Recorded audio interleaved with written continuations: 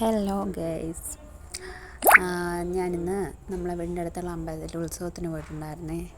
വക്കത്ത് പുത്തന്നട ശ്രീ ദേവീശ്വര ക്ഷേത്രം ആണ്, ശിവക്ഷേത്രമാണ് കേട്ടോ. സൂപ്പർ ഉത്സവമാണ് അവിടെ, അടിപൊളിയാണ്. പിന്നെ കൈകൊട്ടിക്കളിയൊക്കെ ഉണ്ടായിരുന്നു. വൈകുന്നേരമാണ്, സന്ധ്യയ്ക്കാണ് പോയത്. കൈകൊട്ടിക്കളി ഉണ്ടായിരുന്നു. അവിടെ കായിക്കരയുള്ള ഒരു ടീമിൻ്റെ കൈകൊട്ടിക്കളിയായിരുന്നു. കുറച്ച് നേരമൊക്കെ ഇന്ന് കൈകൊട്ടിക്കളിയൊക്കെ കണ്ടു. പിന്നെ പായസം ഉണ്ടായിരുന്നു. സന്ധ്യയ്ക്ക് പൂജ കഴിഞ്ഞതിന് ശേഷം പായസം കൊടുക്കും. പായസം ഉണ്ടായിരുന്നു. പായസം കിട്ടിയില്ല. പൂജ കഴിഞ്ഞ് പ്രാർത്ഥിച്ചിട്ടൊക്കെ വന്നപ്പോഴത്തേക്ക് ഇവിടെ കഴിഞ്ഞു. പിന്നെ കുറച്ച് നേരമൊക്കെ നിന്ന് കൈകൊട്ടിക്കളിയൊക്കെ കണ്ടു.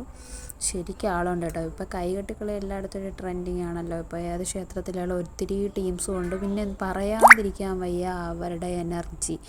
അവർ സത്യം പറഞ്ഞാൽ കണ്ടുകൊണ്ടിരിക്കുമ്പോഴത്തേക്ക് നമുക്കും കൂടെ തന്നെ അങ്ങ് കൂടെ കളിക്കാൻ തോന്നും. അത്രയും നല്ല എനർജിയാണ് അവരെ പ്രോഗ്രാമിന്. നല്ല അവർ അത്രയും അതിൽ ഡെഡിക്കേറ്റഡായിട്ട് ചെയ്യുന്നത് നമുക്ക് കാണാൻ പറ്റും. എൻ്റെ മോളൊക്കെ എന്ന് വെച്ചാൽ അടുത്ത് നിന്ന് കാണാൻ വേണ്ടി ഭയങ്കര ബഹളമായിരുന്നു. പക്ഷേ ചുറ്റും ആൾക്കാരുള്ളതുകൊണ്ട് ഒരു പരുവത്തിനൊക്കെ നിന്ന് കാണാനേ പറ്റുള്ളൂ. നല്ല എനർജി പെർഫോമൻസ് ആയിരുന്നു.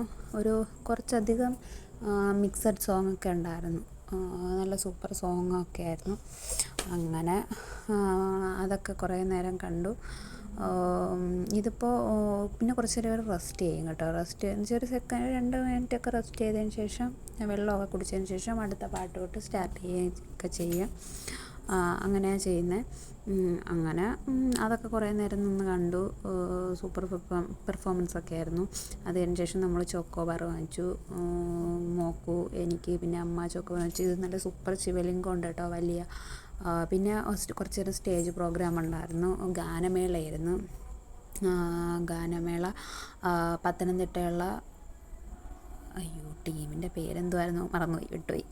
അപ്പോൾ അവരുടെ ഗാനമേള ഉണ്ടായിരുന്നു. അടിപൊളി ഗാനമേള. അത് കുറേ നേരം കുറച്ച് നേരമൊക്കെ ഒന്ന് കണ്ടു.